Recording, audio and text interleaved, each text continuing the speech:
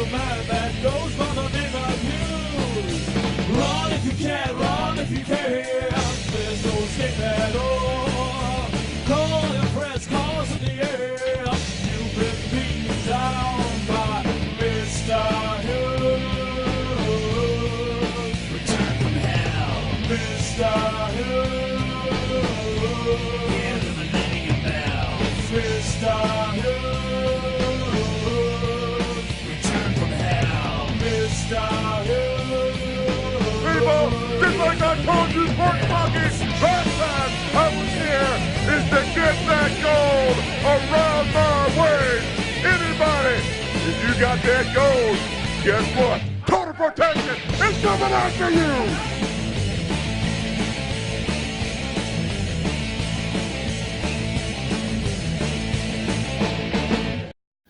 Hello, folks. Total Protection, Mr. Hughes, back with you for another edition of Mr. Hughes Podcast, third edition here tonight.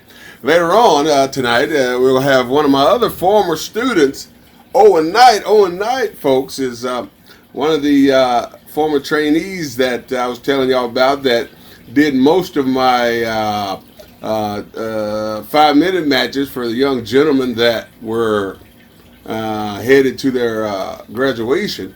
We consider that graduation as moving to the next level to be added to the Thursday shows that we did at the WWA for. So we're going to talk to him later on, get his whole rundown like we did SP the Ghost last week. I hope you enjoyed SP last week, folks. He was talking about how he got started, when he got started, what inspired him to be a professional wrestler, so forth and so on. And so we're going to ask Owen Knight the same thing. Like I said, folks, each and every week, depending on how I feel on these Total Protection Mr. Hughes podcasts, that I will bring in one of my former trainees and so you can get an insight on what it is that a young person has in his mind to make him want to be a professional wrestler, and what inspired him to get in the business. And of course, my co-host today, like always, the ATLien. AT, what's cracking, man? What's going on, Mr. Hughes? Last week we had my brother SP the Ghost, and this week we got my Five. What up, Five? And of course, he's sitting here, but I told him not to say a bloody word to, because once he gets on here, he's going to have the whole platform here to tell everything about his young career. And Owen Knight's one hell of a professional wrestler, no doubt about it, folks. Got a bright future if he ever listens to me. And that's the key in professional wrestling, folks, that these young people, they must listen if they want to learn. And of course, a lot of them think that, like I said last time, AT, that a lot of these young kids, think they know more than the teacher, and that's why a lot of them haven't had their break yet. But most of the guys that I've trained, and it was over thousands and thousands of them, and a lot of them are making a living at this stuff. And so with that said, we're gonna jump into the subject of the podcast for today. Man, I tell you, each and every week, you have to come up with a subject. What kind of subject to put on the third podcast that we're having here, AT? And we discussed this. And what's the most passionate thing that we talked about many times? You and I have been on the road going to gigs. What was the most important thing that I brung up all the time? Protecting the business. Exactly, protecting the business. Folks, I don't care what they say on television about the business of professional wrestling.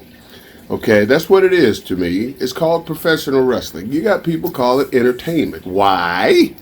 Well, in my opinion, some people just did that so they don't have to pay the fee when you go to these different cities under the, you got the boxing with the commission and everything. And so with the boxing commission, you have to pay a fee, so forth and so on, and all the wrestlers have to have a license. So if you can get around all that by saying it's entertainment, then that's what they call it. But the bottom line, AT, is that it's professional wrestling, period, to the dirt, as I say.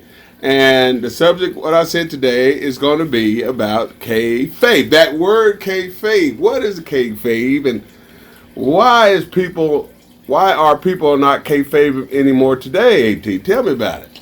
Basically, Hughes, I think people think that since it's sports entertainment nowadays, in air quotations, like you said, that people don't have to hide the business as much because of things like social media and the big company itself going out of their way to separate themselves from professional wrestling as it was back in the day.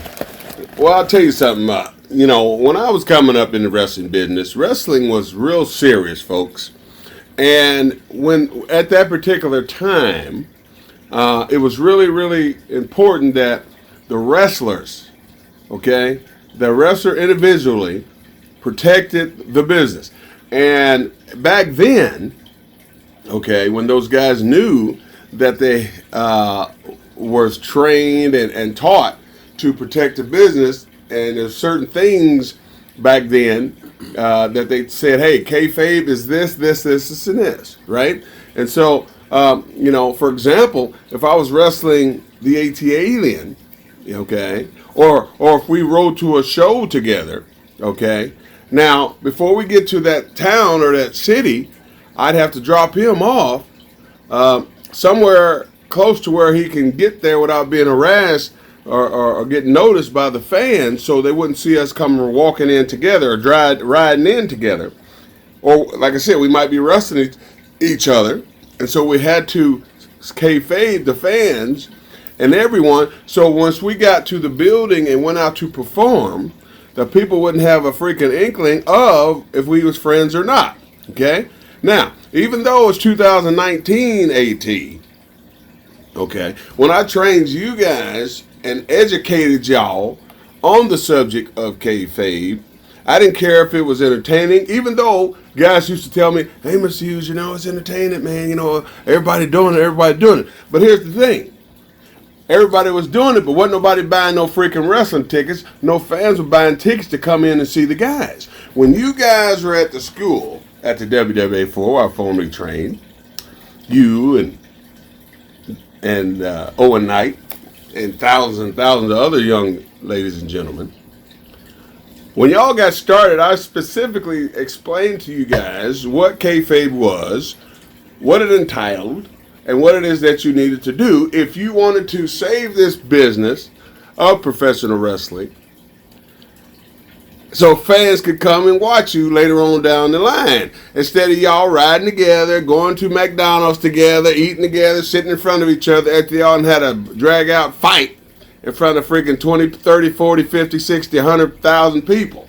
Okay? So you don't want to do that, right? And so my question, AT, is that have you seen anything in this business since you've been in this business in your young career that young people don't even care about kayfabe no more?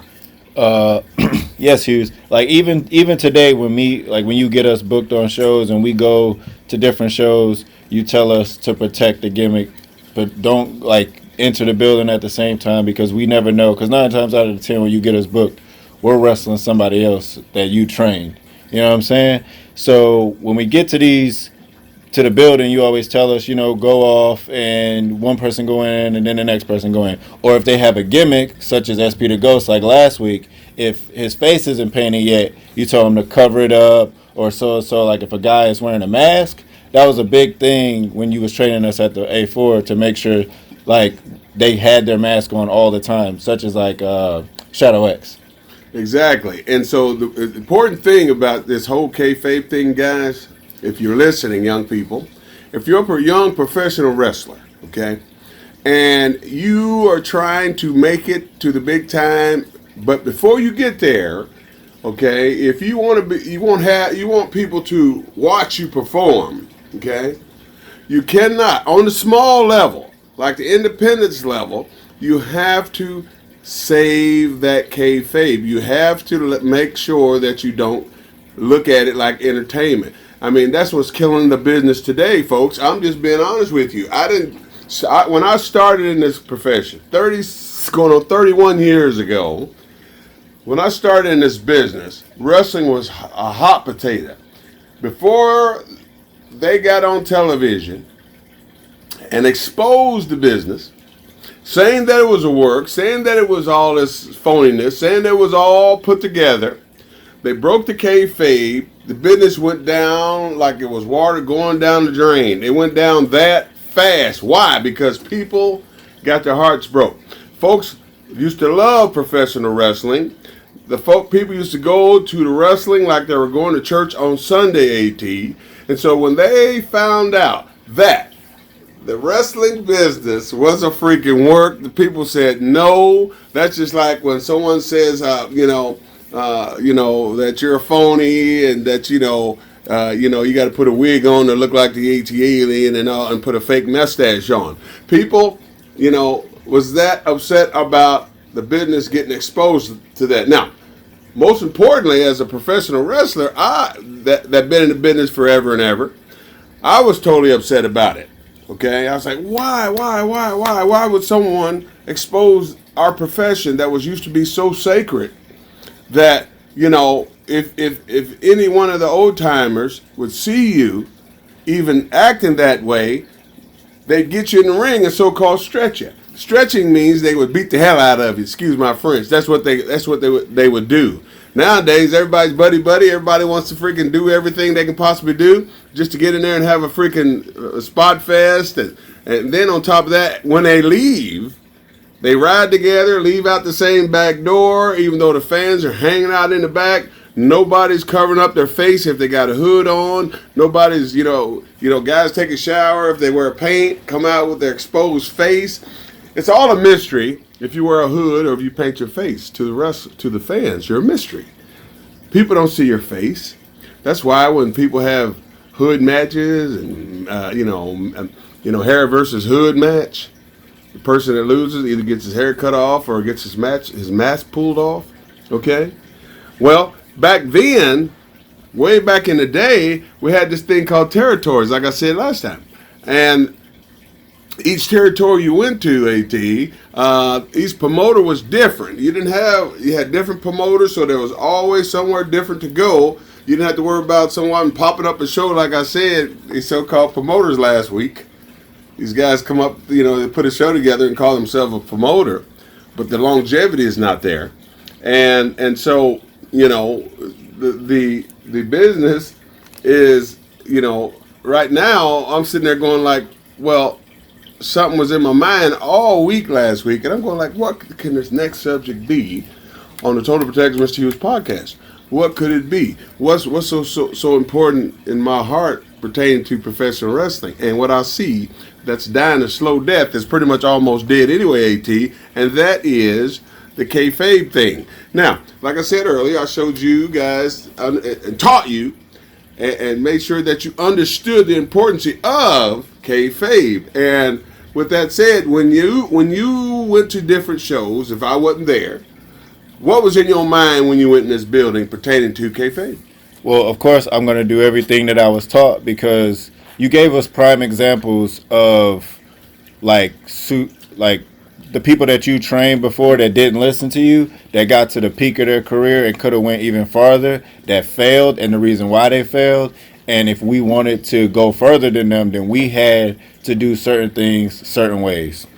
One thing that I felt that you touched on in your first podcast, when it was just you getting interviewed, your trainer that trained you didn't even tell you that wrestling was a work until you proved to him that you was really into starting to wrestle. And I've listened to a lot of podcasts even to where people have their first match and they still don't even know that they're going in there and the match is going to be a work.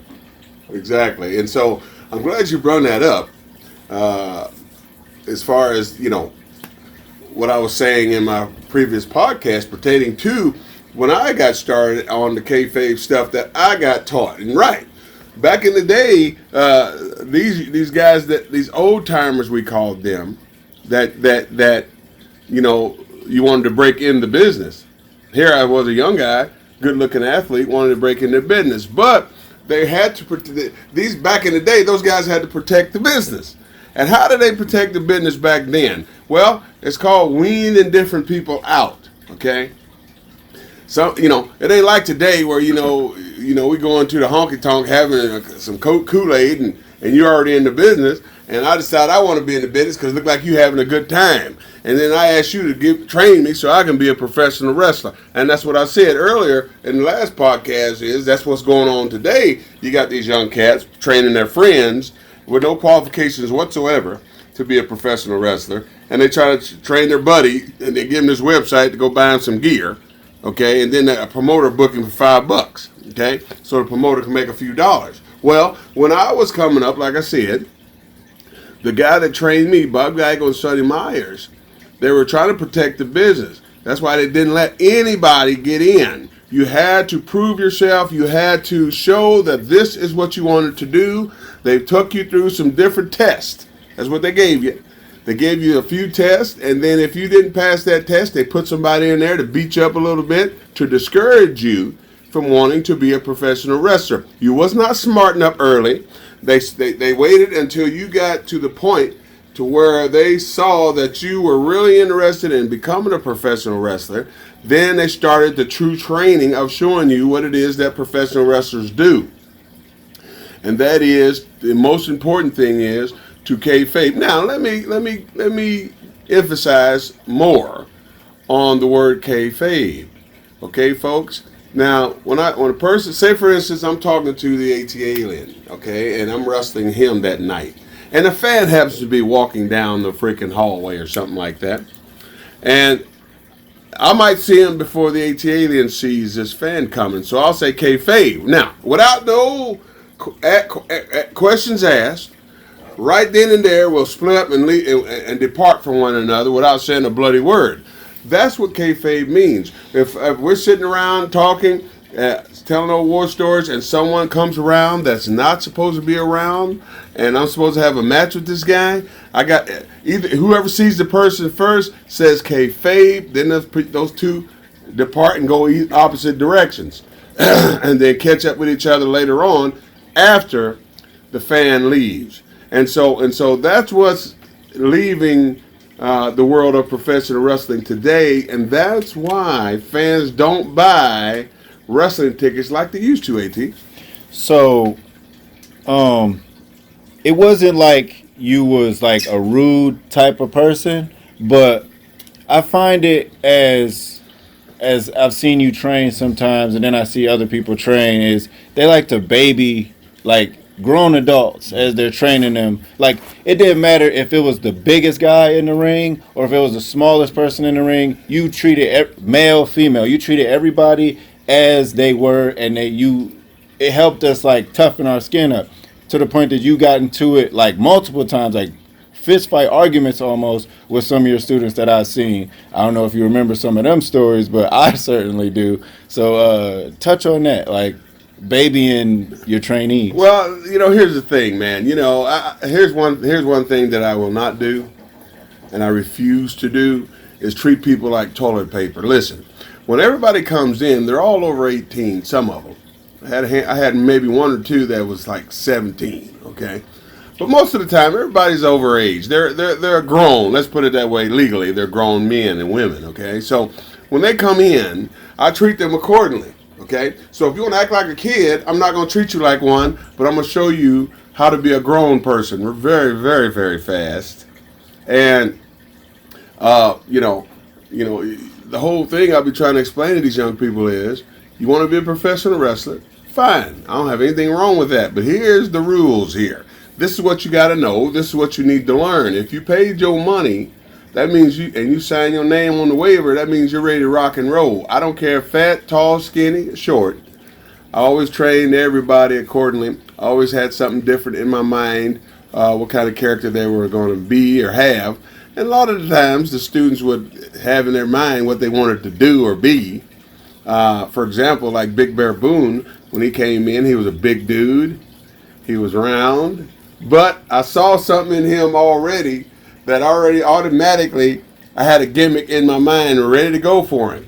I just had to train him a little bit. I didn't train him the same way I did other guys. He was a big dude. So his whole objective on everything was going to be squashing and squeezing people. And that is the way I trained him. Okay, that's the way I did it.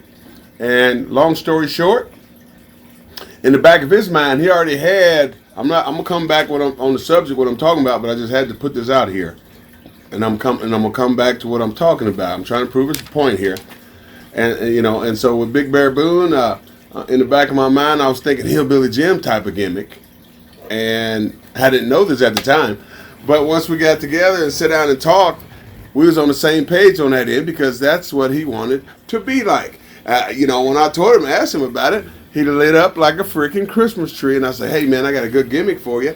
I think it'll help you get over whatever." And it was like the Hillbilly Jim gimmick, but I had him put his own little twist to everything.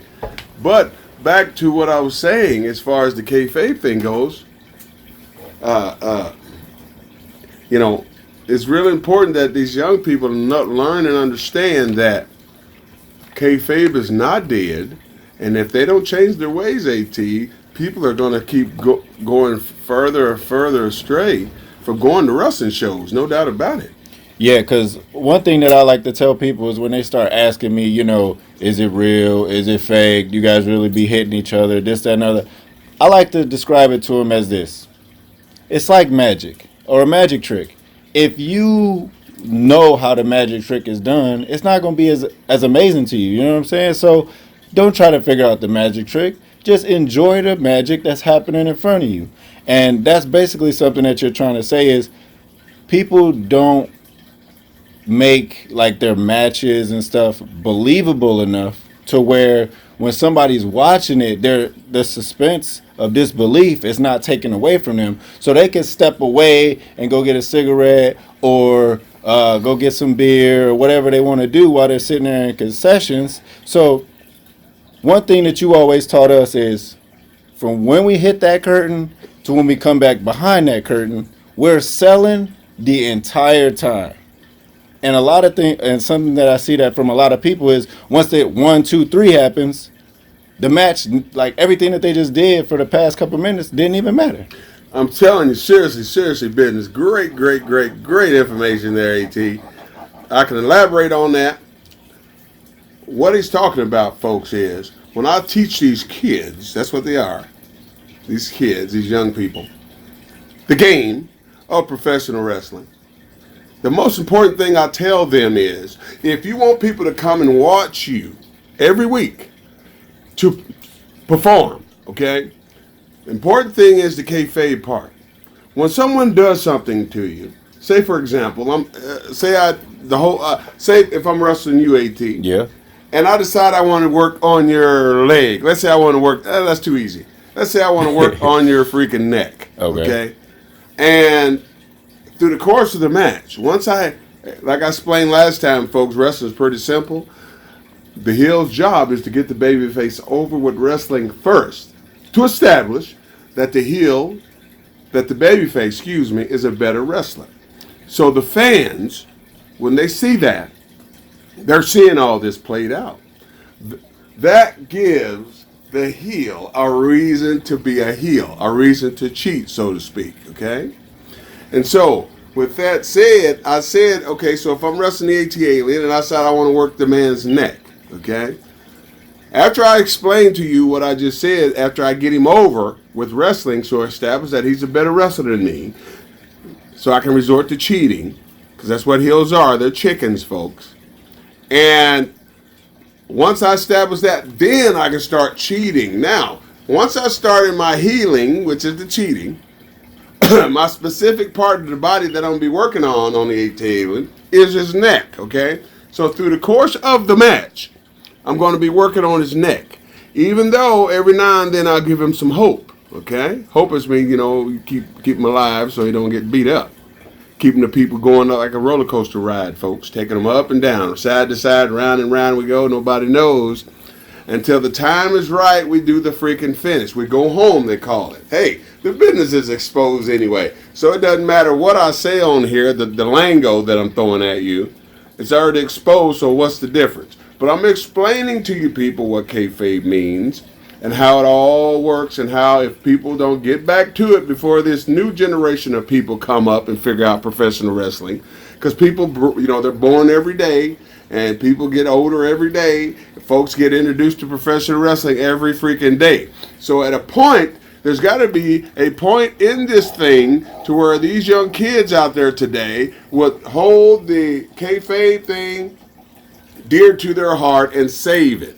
Back to what I was saying about the ATLien, me working his neck, okay? Through the course of the match, we're going. Finally, we go home. That's the finish. Now, once we get the finish in and the match is totally done, that's what the finish means. When he leaves the freaking ring, he has to show the fans all the damage that I did to his neck. Some people, they'll go through the match, they might work a leg and this, that, and the other, and they get done. As soon as the match is over, you have no inkling that the person's leg was getting beat on. I mean, guys hitting their leg on the pole, dropping knees on it, jumping off the top rope on it. They're doing all these things on this person's leg. Through the course of the match, the person's limping a little bit.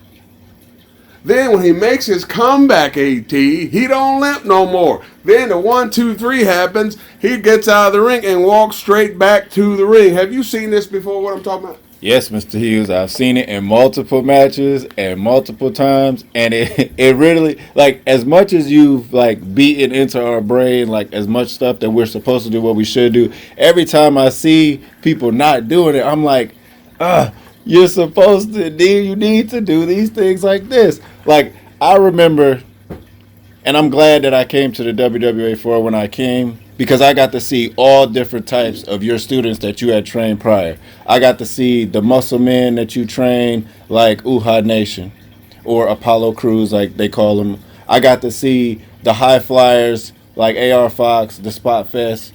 It is there, okay? But the first time, Mr. Hughes, that I seen Jonathan Gresham wrestle, I was amazed because it's like a different thing switched in my head to where is this really happening right now? Even though that I knew what was going on in there, I really was questioning it in my brain. And that's a good professional wrestler, wouldn't you say?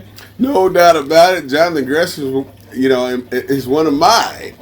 I've trained thousands young men and women, folks, and a lot of them are successful. Okay? But as far as the wrestling part of it goes, Jonathan Gresham is one of the best, bar none, period. Best wrestler I ever trained, period. And he's out there teaching other young wrestlers what I taught him, carrying on the old school style of professional wrestling with his own twist to it. But it works, okay? Gresham, he's what you call a trainer's wrestler, okay? He was easy to train. I remember a few times in the back we got a little heated because I wanted this kid to really get it. And we got in a few arguments a few times. If you go back to the old place where we used to train at the WWA4 in the bathroom, we were talking. He was so upset he put his fist through the wall. Little bitty guy. He was a box of dynamite. But when he went out to that freaking ring, he was very, very impressive. And I used to tell my other students, to watch him, to look how his psychology, see. If you have good psychology along with the wrestling part, people will watch you. Like you said earlier, AT, you got these young people that do these spot fests with no psychology at all and wonder why people don't respond to what they're doing in the ring. What I mean by respond, folks, is they don't say anything. They're not cheering. They're not booing. They're just being quiet. And so you take a young person, you've seen it before, AT, that a young person gets in the ring with someone and the fans are not buying what they're seeing and they're quiet. And so therefore the wrestlers are trying to start picking it up, start doing more and more spots, thinking that's going to get the people to say something. And they're doing it the wrong way. So it comes back to who trained them and who taught them the game of professional wrestling and how to do it. They might take 30 freaking bumps. I've seen it many a times where guys go out there and take 20 bumps in one match and nobody's limping to the dressing room. It gets under my freaking skin, wouldn't you say? Exactly, because a match is not bell to bell. It's curtain to curtain. And that's another thing that you talked about to us and explained the importance is babyface is coming out of one curtain and then the heel's coming out the same curtain. Exactly. Now remember now, at the WWA 4, even though y'all came out the same curtain, always told after the match is over, the heel goes the other way and the babyface goes back through the curtain. So if the match was a barn burner hell of a match, okay, and these guys went out there and just put their bodies totally on the line for the fans, and they both go back through the curtain, that kills the freaking match. So to save the match, I would tell the guys, heels go this way, baby faces go go back in through the curtain. And so when the guys did that, when everybody did it that way, the fans saw the whole picture that, hey, these guys are trying to show us that wrestling is not a work. And so that's why we always had a pretty good following of fans that came in every week, because they were going to come see a good old school professional wrestling show, period. All right, Mr. Hughes. We done went 30 minutes, and I've been on your side this whole time. But I wouldn't be doing myself justice if I rode your coattails the whole time. So I'm going to have to flip it on you now. So, back in the day, there was no such thing as social media. No. Okay? So don't you think that it was easier for you guys to keep the business a secret without so many eyes able to reach within the blink of an eye? Of course. Very easy. I mean, nowadays, everything's on the internet. Everybody wants to get on the internet. Everybody wants to get a freaking viral video going and so forth and so on. And so whatever people think that's going to make people watch or listen, you might say, they'll try it. It doesn't matter what it is, folks. I done seen people do stupid things on the internet to try to get some freaking viral stuff going on or get some people to watch it or look at it. Well, back in the day, like the AT's talking about, we didn't have social media. All we had was a house phone, landline. That was it. And so we didn't have no laptops, no computers, no things like that. So everybody didn't know what was going on in the wrestling business. Everybody didn't. So kayfabe wasn't exposed like it is today. Okay, everybody has a phone. Everybody has a freaking a laptop or any kind of social media. And so today's wrestling, everything's put online, everything's exposed. You got guys putting garbage on Instagram, YouTube, Snapchat, any possible avenue that they can get the garbage out there. They're putting it out there, and they're killing our great business, folks. I don't care if you like what I'm saying. I could care less. This is Total Protection Podcast. That's what we do. That's what podcasts supposed to do. You're supposed to be able to say truthfully what's on your mind. And so if these young people, all right, don't go back to kayfabe, hey, I can't blame them if they haven't been taught it. I can't blame them. I can't put my foot on the back of their neck if they ain't been taught it. It might not be their fault, but I'm pretty sure they've been in the dressing room, AT, where there might be a veteran in the dressing room explaining to them how to kayfabe, what not to do, not hang out with your boy in public if you're wrestling with him, if you got an angle. Here's the deal, folks. Back in the day, angles were very important. Angles are what drew money. I taught you kids how to do angles at the school. Even though it was a school, I had to show you guys what an angle was, what an angle meant, how to do an angle, because if you were going to be in this game for a duration like myself, you had to learn about angles. For example, if I was having a match, an angle with you. No, I already had that example. He was having a match with Owen Knight. Let's put it that way. Barn burner. Okay, if you was having a match with Owen Knight, and here's my thing, folks. This is how I determined who was going to wrestle who at the school. I'd watch each individual, see what he had to offer, see what his character was. Then I said, hey, that kid would work good with this kid, and they would have, I believe they would have a great freaking wrestling match, okay?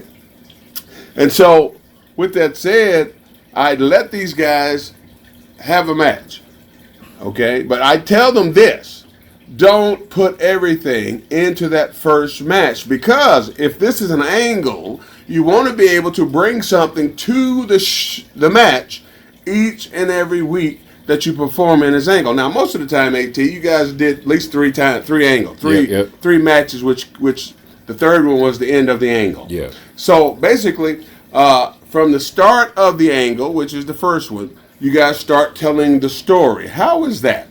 You would say, for instance, if you're the heel AT and Owen Knight's the baby face, you would probably do something or attack him or something to start the freaking angle.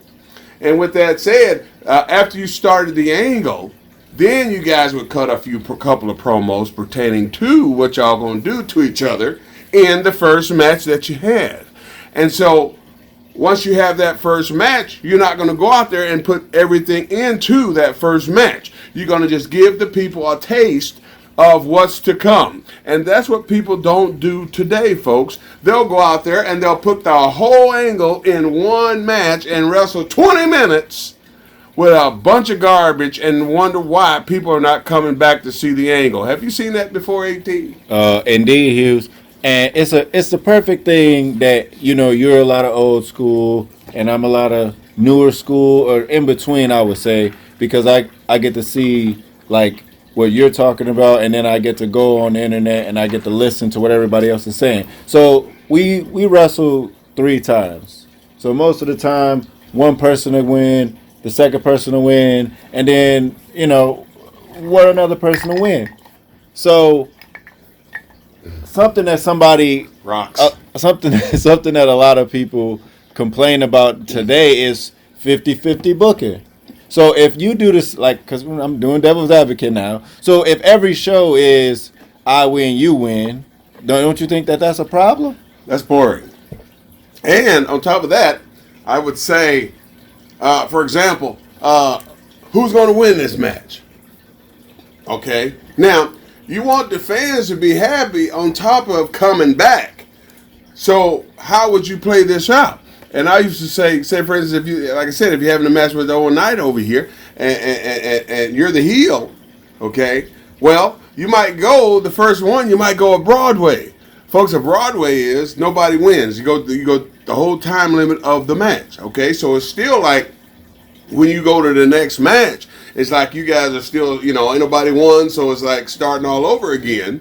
But you're showing the people that you're establishing that you two are 2 great wrestlers. So even though you didn't give them all what you're supposed to give them, like it was going to be the last freaking grand finale, the third freaking match of the series, of the angle, okay, you showed them, hey, if you come back next week, you're going to see a better performance. See? And that's what I taught you guys, how to perform in an angle, instead of going out there giving everything in one damn match and throwing everything you possibly learned in one match, and then come back next week and don't have nothing else to prove or do, So with that said, I mean, these guys today, either they're not getting taught it, or they just out there, just like I said, buddies showed him how to do a few things. He bought some gear, got in the business. Back in the day, it wasn't that simple, like I said earlier. You had to go through a few tests to determine if wrestling if that's what you're going to do.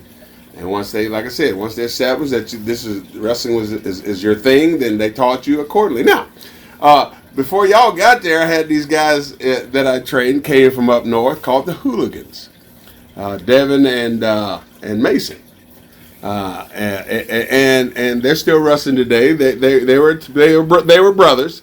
They were a tag team. And these guys were what I would say my enforcers. I used to use them to, like I'm explaining to y'all, you fans out there, that they were the guys that I used to try to wean out the fakers, to wean out the people that I wanted to see.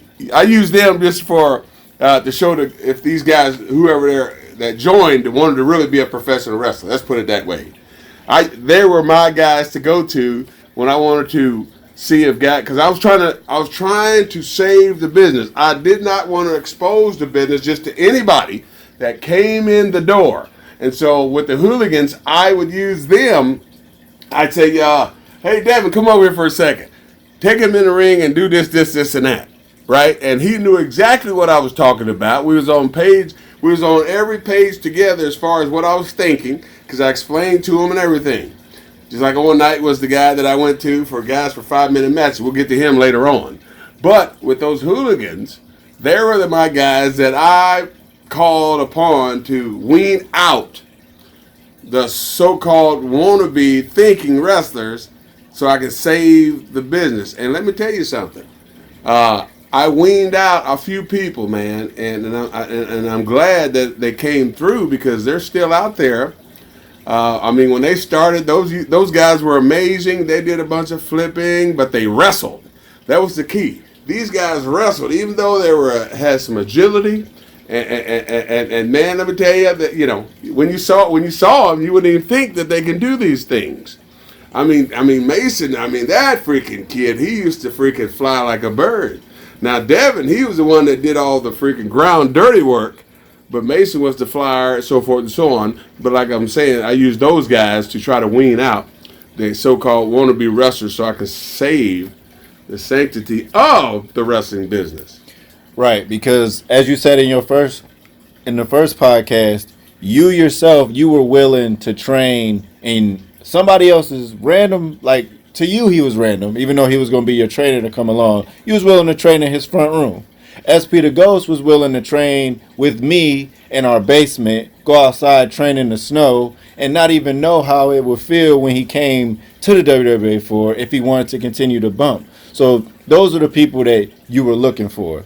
So after shows, when you got fans just hanging around out there, you yourself as our promoter pretty much, you would go out there and you would kick the fans out. So these days, promoters, they just let the show end and they don't, enforce the fact that fans should be getting out of there so we can save the business. What's your take on taking on promoters like doing a better job to keep the business alive? Well, I'll tell you, that's a great question. That's most important right there. That's the key right there. The promoters, as soon as the show is over, get the fans out of the building so they don't see nothing behind the scenes, the wrestlers leaving, hanging out, hugging each other, saying I love you goodbye. The fans don't need to see none of that because once you walk out that door, you're going straight to your vehicle anyway. And so you got to keep it a mystery to the fans, people. If you want this business to last, you want people to come watch you perform, young people, you have to do what I'm saying. If you don't do what I'm telling you, nobody's going to come watch you. You're going to have 10, 15 people sitting in the house, all right, and you're up there killing your body for 15, 20 bucks, okay? That is not how you're supposed to do this. If a promoter or whoever's running the gig after the show, make sure everyone leaves before the wrestlers come out and start mingling, okay? Now, if you want to get an autograph or a picture from one of these wrestlers, you have to get it during the show. They have intermissions. That's the time to get your photo op. That's the time to get your autograph. That's the time to do whatever you want to do. Get your selfie, whatever you want to call it.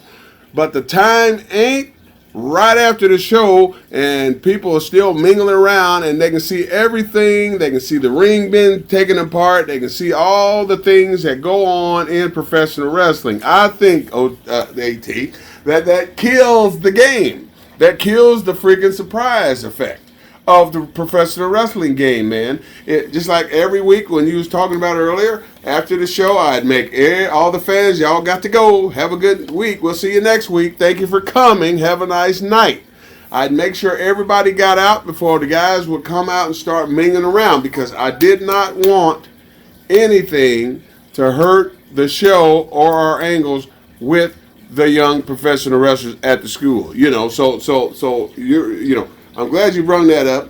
It's a real important fact. If the promoters want fans to keep buying tickets, they're going to have to change up what they're doing, man. They just can't just put anybody on the show and then try to think they're going to draw people in there, especially on the indie level, see. Now, when you get to the big time, like WWE and all these other companies out there, hey, they already got a TV show. They have an established following. But when it comes to independent wrestling shows, okay, You trying to build up your show. You trying to use a product from all over the country. I'm talking about product wrestlers to build up the show. But if you get terrible wrestlers, man, people ain't gonna come see no garbage show. I wouldn't pay my hard-earned dollars to go see no bunch of garbage. I actually think it's the complete opposite, because what people see at the top, which is WWE, it trickles down into the lower, like, underground levels. So I think it should start off with WWE. WWE needs to start helping out, but they're not in the professional wrestling business. Let's be honest. And that's what AWE coming around. I mean, not AWE, AEW coming around. I think they're going to change the business a little bit better. Because I was watching a interview with a guy, and I know you probably don't know him. His name is MJF. And no matter if he's doing an interview with a regular jabroni or if he's doing a real life interview, he stays in character the whole time. And this is a good segue into bringing Owen Knight in. Staying in character, even when we're selling gimmicks, even when we're leaving the building, even when, is it key and very important to staying in character when you switch between the two? Very important, see. And I'm glad you brung that subject up. It's good to have a good co-host when you're going to do a podcast, folks, no doubt about it. But it's really important to stay in character, period. Just like myself, for example, Total Protection Mr. Hughes. My character is a bodyguard character, a bad SOB bodyguard, period. That's what I am. That's what I do. Every picture you see me in, I put my shades on. That's the gimmick. I have my hat on sometimes if I don't feel like getting my box together. But the main thing is I stay in character, folks. Even though I'm sitting there talking to you, okay, in my regular voice, so forth and so on. But when it's time to go to work, when I go through that curtain and walk down that aisle, going to the ring, the people are seeing Total Protection Mr. Hughes. And I'm going to give them the best I can possibly give them because they bought a ticket to come see Total Protection Mr. Hughes perform at his best. That's why when I go do shows, I still bump a little bit. I don't bump like I used to, okay? I'm getting to the age where I can take at least one or two bumps and that'll be the end of the night, and I have to soak in the hot tub for 3 days. But I give the people what I can give them, okay? If I wrestle one of my students, I'll make sure those guys get over really well before I put my healing on them, okay? Before I start beating them around, getting some heat on them, I establish that they're good professional wrestlers. That's the very important thing about being a professional wrestler. If you're in that ring, man, you know, you're wrestling someone, you got to perform really well for the fans. That's the important thing. The fans, man, you want them to come back. It's like watching a good movie, man, and they have episodes, right? And that first episode might be a freaking barn burner. You say, man, I can't wait till next week to see the freaking second part of this freaking movie. Okay? Wrestling is the same way. The wrestling match is the same way. Okay? You go out there, you have a barn burner of a match, but you don't put the whole movie in the match. You don't put the whole match in one. Like I said, you got 3 different angles you're going to do. You don't put the whole match in the first one because you'll kill it that way. Okay? And so with that said, I mean, you know, it's real important to me that promoters and you know, do what they can do as far as you know, and as far as characters go as well. Wrestlers try to, you know, make sure that the characters are not exposed. Don't try to show people the human part of your character, man. Because listen, remember I said character. If you look up character in the dictionary, you'll see that it's something that I'm just guessing because I never looked it up. But I'm pretty sure it says something pertaining to that.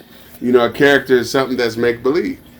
Okay, that's something that's acted out. I'm pretty sure that's what it's going to say. And that's the key right there. Like, for example, you know, different people, you can see now here's the thing that really gets to me about today's professional wrestlers is half of them you don't know what kind of character they are. Now here's the thing, folks. If I'm a wrestling fan and I buy a ticket and I go in and I sit down in the seat that I paid for, and the show starts, okay, the first match comes out, okay? The guys walk down to the ring. The thing is, what I don't see anymore is you don't know who's the heel and who's the babyface anymore. No one has characters. You don't know who's what and what is what. Do you see that too, AT? Yeah, a lot of people look the same, wear the same outfits, and it's just they don't put a lot into their craft. Very boring. Very, very boring. Back in the day, guys had characters. Guys had gimmicks, okay? And so, for example, you had, gimmicks like Jake the Snake Roberts. You had gimmicks like Junkyard Dog. You had gimmicks like The Undertaker. You had gimmicks like Tobertex and Mr. Hughes. I can go on and on and on about these different characters that right off the bat, when they came out like Ultimate Warrior, for example, when he came down, you already knew. And when he got in front cutting them promos, you didn't understand a bloody word he was talking about, but he was in the character all the time. That's why he got over. Now, these guys going around trying to act like other wrestlers, it ain't going to work, folks. You going around acting like a different wrestler, people already seen that particular wrestler. You have to change and be your own unique person. That's why I taught these guys how to come up with their own characters, how to be them, come up with their own. Didn't I, when I was teaching you kids, especially you, AT, you came up with your own character, and it's your own, correct? Right, and you suggested that I wear tights. I remember that. Okay, so if I suggested that you wore tights, what did you want to do? I wanted to wear trunks. Okay, and so once you figured it out, right? You said, okay, I might try these tights. I might try these trunks. Whatever I look good in, that's what I'm gonna stick with. And you figured it out. Excuse me. And you started wearing tights. Right, because no, I did not start wearing tights. Today I still wear trunks. I was gonna wear tights when I was changing my. That's what I meant. Tights. When I was changing my gimmick, but tights. I have skinny legs, and when I wear tights, it makes my legs look even smaller. So I keep my legs out, and it makes my legs look a little bigger instead of wearing tights. Well, if you eat more collard greens and black-eyed peas, you might get some bigger legs, my man, and hit the steel.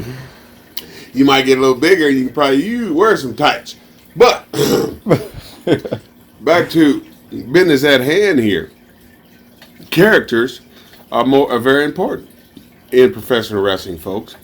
I remember back in the day, some guys, they couldn't wrestle, but they had a hell of a gimmick. They didn't, they couldn't do too much. But the gimmick compensated for the lack of wrestling that most of them had. Right. So, in closing, before we bring Owen Knight on to this podcast, so basically, folks, from curtain to curtain, not from bell to bell, be yourself, be your character, and make sure that you're selling all the time. And also, too, folks, remember, kayfabe is not dead. Remember this, young guys.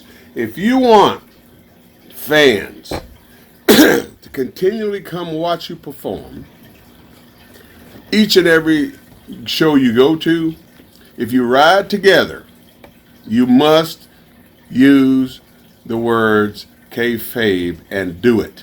Do not, I repeat, stop killing the business, young people. If you guys want people to come watch it, okay, and be in front of thousands and hundreds of thousands of people like I have in my career, you have to save kayfabe. That's why they need trainers out there that's going to go old school style and hold the sanctity of kayfabe dear to their heart. If you want professional wrestling to last, you must save the kayfabe part. I'm glad I used this for a subject today, AT, and I hope people listen to it and understand the whole picture of kayfabe. I know. I'm sorry, Hughes. I know we're trying to bring Owen Knight on, but something popped in my head. Okay, so there's a. You said like staying in character and being true to your gimmick.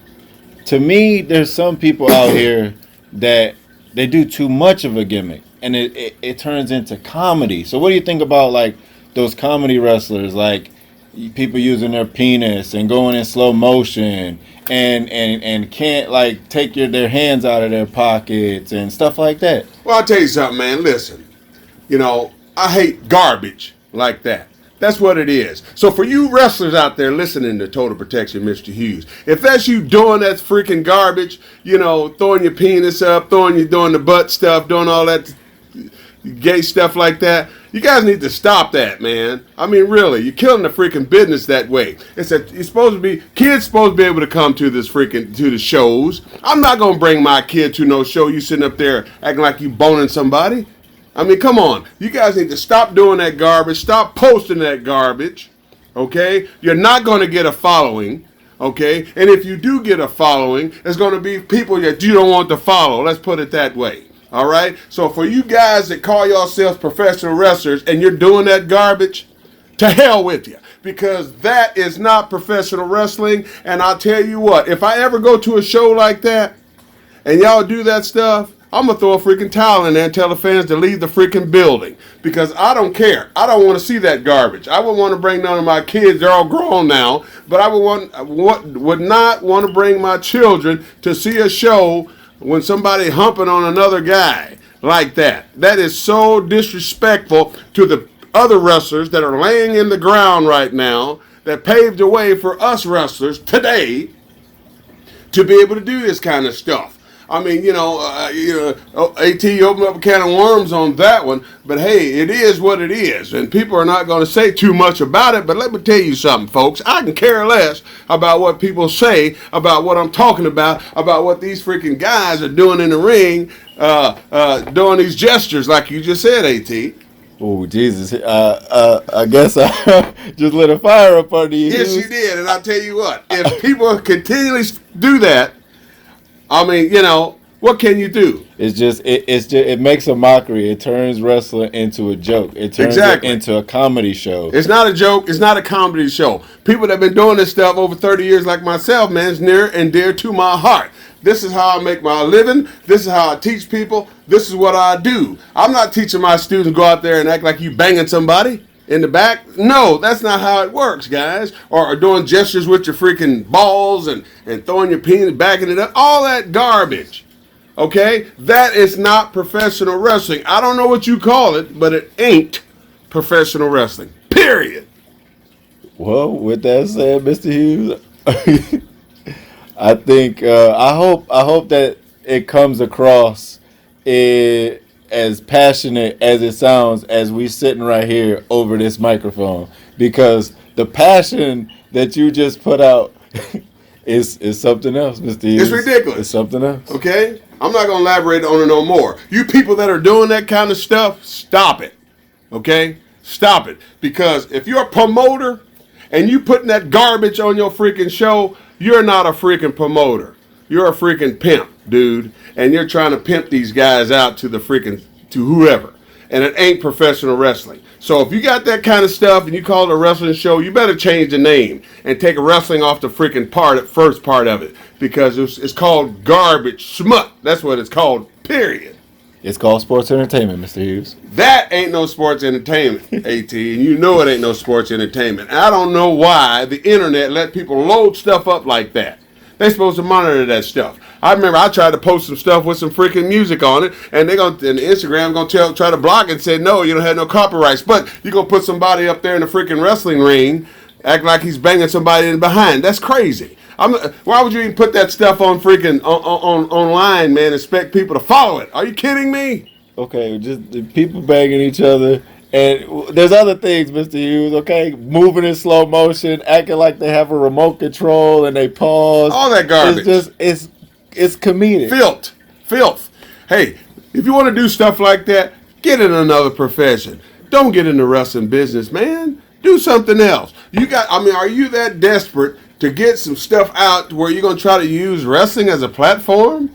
And the promoters. Let me say this one last thing, and then we're gonna close and go to our next segment with Owen Knight. For you freaking stinking promoters out there that use that garbage, that book guys that do that, to hell with you, okay? To hell with you.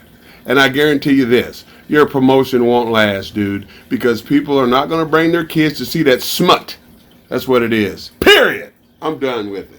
All right, because I'm not even gonna start getting into the tables and the chairs and the staple guns and the light bulbs. Totally ridiculous. We're not gonna get into that. It's time to bring on Owen Knight, Mr. Hughes. No doubt about it. And so, folks, with further ado, I hope you enjoyed the first half of the podcast titled Kayfabe. And, of course, we said a few other things pertaining to that. And I hope you got a good picture of what it is that's dying in the world of professional wrestling as far as kayfabe goes. So, without further ado, all right, folks, Total Protection back with you.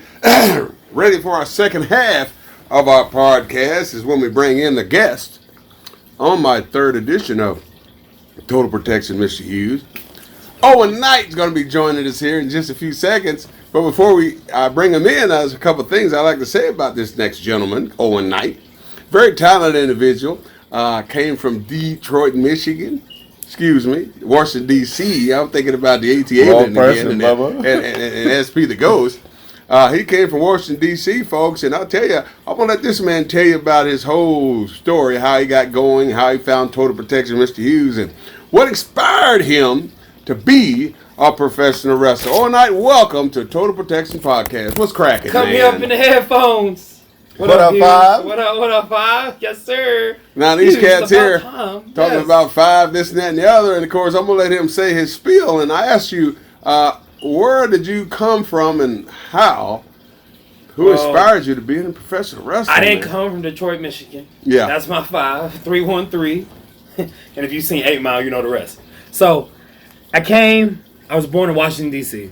I was born September 5th, 1994 at 8:39 a.m. to my mama, and my daddy was down the street somewhere. So, okay. So, what else? So how you get started in wrestling? I mean, what inspired you to be a wrestler? You know, like each time I do these podcasts, I bring in some of my, each week I'm gonna have a different former trainee in here, and I'm pretty sure the followers that you have and the followers of that follow at WWA4 would like to know, how do wrestlers get started? What's the infancy of Owen Knight? Well, what made you want to be a professional wrestler? Like myself, I said that what inspired me was Harley Race. When I watched Harley Race and Rufus R. Jones, what wrestler inspired you to want to be a professional wrestler? The wrestler that inspired me to be a professional wrestler was Edge. I loved the fact that Edge was he was impactful. It was everything that he did, from promos to backstage segments to transitioning his character from being in the Brood to the Rated R Superstar. It was really, really dope.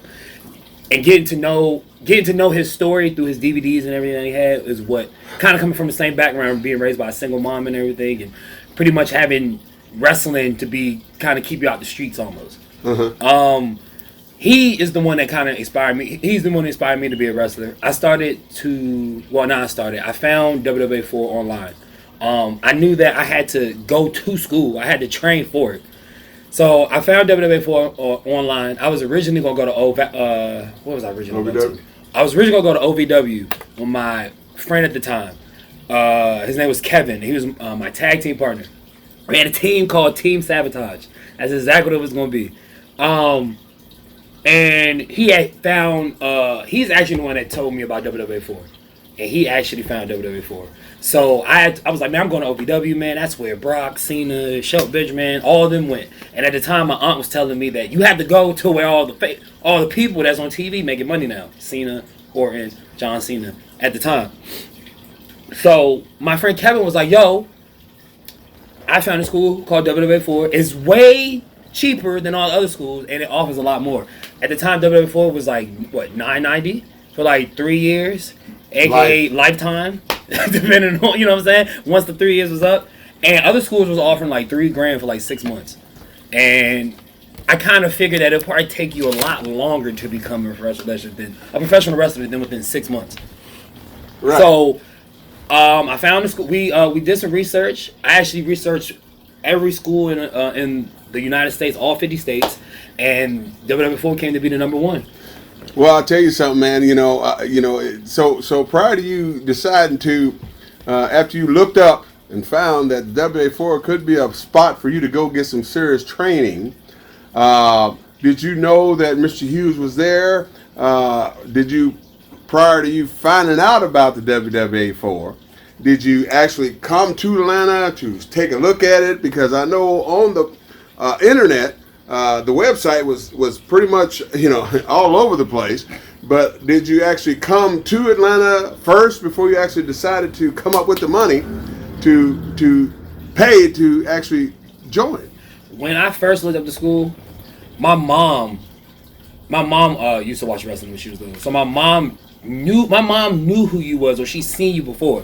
So that kind of made me a little bit more comfortable too. So I was like, okay, so at least it'll be I could be trained by someone that my mom has seen throughout her lifetime. I came in 2011. I was a junior in high school, and it was me, my dad, and my friend Kevin, and he brought us down here because it was during spring break, and at the time WW4 offered the 4-day camp. It was, I think, Monday through Thursday. You get to watch the show and everything. So that was the whole gimmick, the whole setup. So he brought us down here, and I met you. I think Purple Haze was there. He was there. Jenna. Yeah. Dark Mind was there. Dark Mind was there, but he wasn't Dark Mind. He was like navy blue. And I came there for the 4 days, and yeah, you had on a red little. You had on your red little white beater. Your black shorts? Jack. Yeah. Well, it was kind of Jack. It was working out pretty good back then, and Yeah, and I came to visit the school in the area and everything. Good. Yeah. And so your father brought you down. You took a look at it. You came for the 4-day training camp. So once you did the 4-day training camp, right?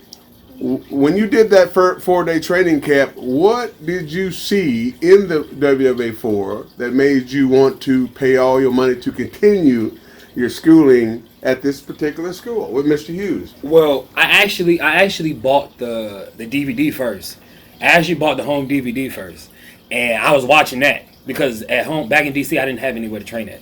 So when I got here and I got into the school, it was a good environment. There was a lot of rings, and I felt like that a lot of other places offer like 1 to 2 rings. I think at that time it was like 5 almost. I think it was like 5 rings at the time.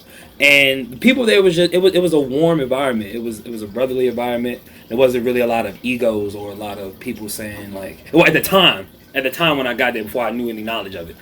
It was just warm. It was inviting. Everyone seemed like they were like, in for everyone. So, Five, you said that that your mom and your dad, they came down here with you. So, what do they think about you wrestling? Well, my dad came down with his girlfriend. My mom was at home. My dad, I didn't really ask my dad like about it as far as like me wrestling. I just always knew that I always wanted to do it. He kind of figured like I wanted to. So my mom used to not like me wrestling. It was more so me being away from home was really what she was like, her big main concern.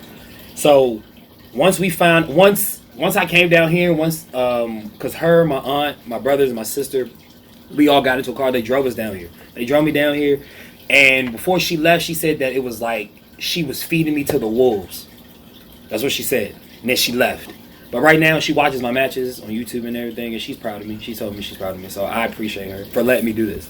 Well, I'll tell you something, man. Your mom, she really, really, truly helped you out, no doubt about it. And your dad, I mean, that's, with my mom specifically, with my career, I mean, it wasn't for my mom, man, I wouldn't have made it. I wouldn't have did anything in wrestling, because when I came back from college, okay, my mom wanted me to play professional football, okay? My heart was in professional wrestling early, at a young age. It was already in the back of my mind. That is what I wanted to do for a career. At first, I thought I wanted to be a truck driver growing up. Me and my buddy Gary Hansen, I used to go out with his dad on the road. He was a truck driver, hauled cattle, worked at the stockyards, did all that. And I thought I wanted to be a truck driver when I grew up. But my whole passion was in professional wrestling. And so when you say that your mom, your dad, your parents had something to do with you coming to Atlanta, Georgia, the infancy of you getting your career off the ground. I mean, once you do, sign your name on a dotted line and get a whole bunch of money, I would definitely give them a piece of the pie, because if they wouldn't have brought you to Atlanta, to WWA4, to help you get the ball rolling as far as your career goes, I don't think you would have made it as far as you are today. If you would have went somewhere else, I don't know if you would have been sitting here talking to us today, talking about your career and how it's going towards heaven. Because a lot of guys, man, they make the wrong decisions in life as far as their careers go. Some of them might want to be a professional wrestler, and they happen to go to the wrong place. And what I mean by go to the wrong place, they might go to the wrong spot, and the person's not passionate about teaching them about professional wrestling like I was. Each individual that came to WWA4, from you to the ATLien, to anybody that got in front of me, I spent specific time with you individuals, even though it might have been a group. Sometimes we trained in groups. Sometimes I did a two people in the ring and wrestling each other, showing you different things. And so with that said, I mean, you made the right decision. You came to, WWA4 for a 4-day training camp. Then you left.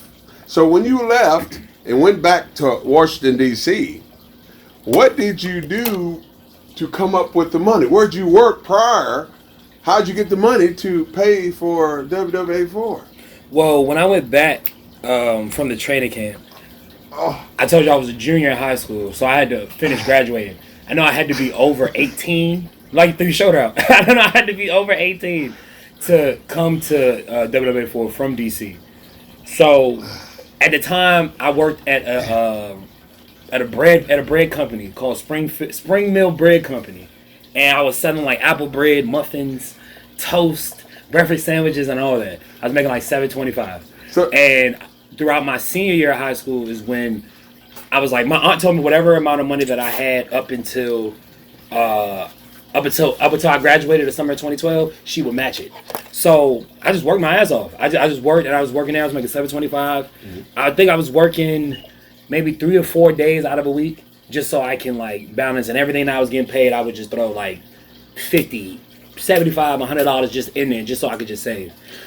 So you were serious. That showed me, when you say that, and I'm pretty sure the fans hear you, that was how serious and determined you was to be a professional wrestler.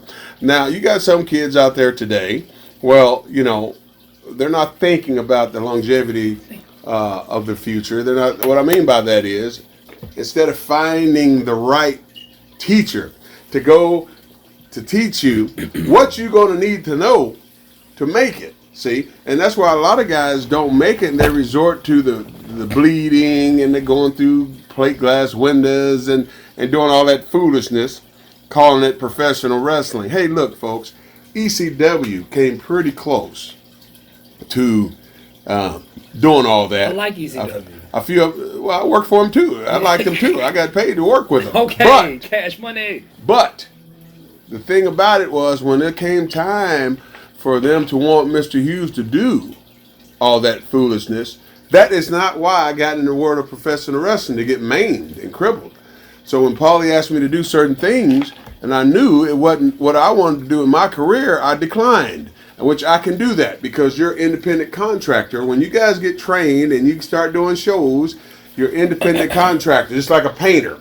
Just like someone that's going to put out a freaking new driveway. If you decide that you don't want to do that driveway, if you decide you don't want to paint that freaking house, you don't have to. It's just simple as that. So that means you're not going to get the gig, but hey, there's more gigs to go somewhere else with. You don't have to go out there and man your body just to get a freaking few dollars, man. You know what I'm saying? Mm-hmm. So with that said, man, you paid your money. You made the money. you worked hard at this shoot job. Shoot job means real, by the way. Down in Washington D.C., you was putting money back in the bank so you can save to get this. You already paid a week, so that means you didn't have to pay the rest. Wasn't going to be $990. Yeah, you probably owed like $9. It was about $900 or something like that. I think the rest. I think what I owed was like five. It was like $590. Yeah, you owed $5. Like the rest of it. Yeah, so you didn't have to really work that hard to come up with the rest, but you did. And so when you decided to come to Atlanta to continue your training, how'd you get back? How I get back to Atlanta? How I get back to my mom, my aunt, my brothers, and my sister. They rented a car. It was like a big truck or whatever. And we drove from DC. They drove me to Atlanta. We went through Virginia, North, South Carolina, and visited my grandfather. And right before we did that, we drove to Atlanta. Once we drove to Atlanta, I didn't go right to the school at first. I think we stayed at a hotel downtown, and then that morning we got up and then we drove to the hotel. And I met Frank at the hotel at the lobby. Frank told me this was my I think I was supposed to room with Darkmind at the time. Ended up being Ashton Starr at the time. So me and Ashton became roommates because he got there a week before I did. And I got down here May 13th, 2013. And yeah. And so you came to Atlanta. You called Frank, I'm sure, and you came to the school. And I'm pretty sure your parent, I was blowing up Frank's phone. You was blowing up. You was excited. Blowing up his phone. You was excited, man. You just couldn't wait to get the party started. You was ready to get rolling. I thought it was kind of sketchy because of the area codes. I was so used to 202. So when I saw like a 678 or whatever, I was like, huh. So I was like, bring, bring, bring. Right, and so you came in, you paid your money, and you continued your training. So let me ask you this, man. So if I can remember now, I'm trying to remember. When you came down the first time, now you don't look like you do now. But when you came down, you were kind of heavy set kind of dude. I mean, tell us about that, man, because a lot of guys want to know. I'm pretty sure people that knew you before and they see you now, it's a transformation, no doubt about it. What's up? I was almost like 400 pounds. I was like 390, and I knew I wanted to wrestle. I knew that I wanted my body to look a certain way. I didn't want to have like a Bam Bam Bigelow suit. I always told my aunt, I was like, I don't want to have like a big show suit. So I got on this detox, and when I got on this detox, it was like natural. It was cranberry juice, apple cider vinegar, bottled water, lemon juice. I had to like mix it up. I drank it for like 6 months, and it cleaned me out and everything. It shrank my stomach, and after that, I just cut out a lot of like sweets and like cookies and snacky cakes and all that. Good stuff. And I was just going off in the gym. My high school was getting redone during my junior year, so it was on a college campus, and right next to the college campus was a Gold's Gym. And the special ed teacher, I think his name was David. His name was David. He was a special ed teacher there at Wilson, the high school I went to in DC. And he was like, yo, you should come work out with me. He just asked me. So one day we came in, and I worked out with him for my whole 11th grade year, because I started drinking the detox summer going into 11th grade. And by the time I got down to Atlanta, I kind of had I've been working out for about like 2 years at the time. Mm-hmm. So I just had to find a gym and just, stay on it, just stay constant. And so you came back, you got yourself together, you started working. Matter of fact, I used to weigh 390 pounds. Mm-hmm. I mean, I was 6'3" though.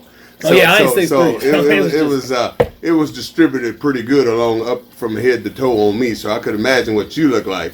I look like that little boy from Up. 5 foot, you and you weigh 390. You was pretty wide dude. And so you now when you came back, you was a totally different looking kid. I didn't recognize you when you came back until you told me, I'm on night. I was here for the 4-day camp, and I was very impressed that you really was hungry to get yourself in shape and look better than what you did, and So we finished. We got you going again. You started training again, and as I was training you, I remember that you was very easy to teach. I mean, I show you something and you get it, and we're just moving right along at a normal pace of teaching, and it came to the point to where it was time for your 5-minute match. Okay, tell everyone what was going on through your mind prior to that 5-minute match. What was you thinking, and who did you wrestle? Before I say that, I feel like a lot of people don't listen in wrestling. Like, a lot of people just kind of just like, well, it's fine. I'm gonna just get on how I get on. A lot of people don't listen. I think that's why wrestling just fails sometimes, because a lot of people don't want to take heed to what people have to tell them. You know what I'm saying? I knew during my 5-minute match going into it, I kind of figured what you wanted, because I've seen before I did my 5-minute, I got there May. I knew by my birthday, which was in September, that I wanted to be in the show. So it was like 3 months. So for like the whole 3 months, I saw people have 5 minutes, and I was just watching, and I was just observing, and I was just listening to you tell me what you were looking for, how you were supposed to do it, and the right way, the proper way to do it. My first 5-minute match, my first match in my life was with Axel. That was my 5-minute. Axel Ross was my 5-minute match, and at the time, I was nervous. I remember you called everyone around the ring. You stood up and you was like, this is the 5-minute match. You explained how, the setup was going to be. You do good, get to the Thursday show. And all I could think of was, just don't mess up, and you'll be fine. But I wasn't like I was calm. I had a little nerves. Once the bell rung, I was kind of like, was a little shaky at first. But once I got in there, Axel, he's one of the best people I've ever been in the ring with. Made me feel like I was a vet at such an early age. So shout out to Axel. Well, also too, prior, before you actually had your 5-minute match, I always let young guys be referees, and of course you did that. What was it like for you to be a referee? I mean, I was just curious. Everybody wants to know. It was a different outlook. It was a different way for me to kind of learn inside the square circle. You know what I'm saying? Inside the ring, it's the wrestlers and the ref to make the whole magic thing come together. So it plays a big role. I had fun reffing, actually. It was fun. I had so much fun wrestling. I don't think I've never had much fun counting to 3 or 10, to be honest with you. I don't think I did. If I'm not mistaken, you and SP the Ghost, he was also a referee. Yeah. You guys was getting frustrated that y'all wasn't on the show yet, and y'all had plans on becoming a tag team. It was? What? Interesting. Oh my goodness, I don't even remember that. But that sounded about right. My bar was upset. I don't think I was upset. I knew I had a goal in my mind that I wanted to do. And you was just hard on me, bro. You just ain't like me for some reason. Well, here's the deal, man. Like I said, can't be light-skinned. Every one of the students that came through WWA 4 after you got trained, you had to be a referee. My job as a trainer and a teacher and a mentor of these young people was to show you the whole aspect of professional wrestling. That's what you paid for. That's what ATLien paid for. That's what most of these guys paid for that came to see yours truly, Total Protection Mr. Hughes, at the WWA 4. And my job was to teach you how to do everything. I don't care if it's from being a referee, being a professional wrestler, commentator, ring announcer, anything pertaining to professional wrestling, because you don't know where you are good at. That's why I gave everybody opportunity to try whatever they could possibly try to find what was your niche in professional wrestling.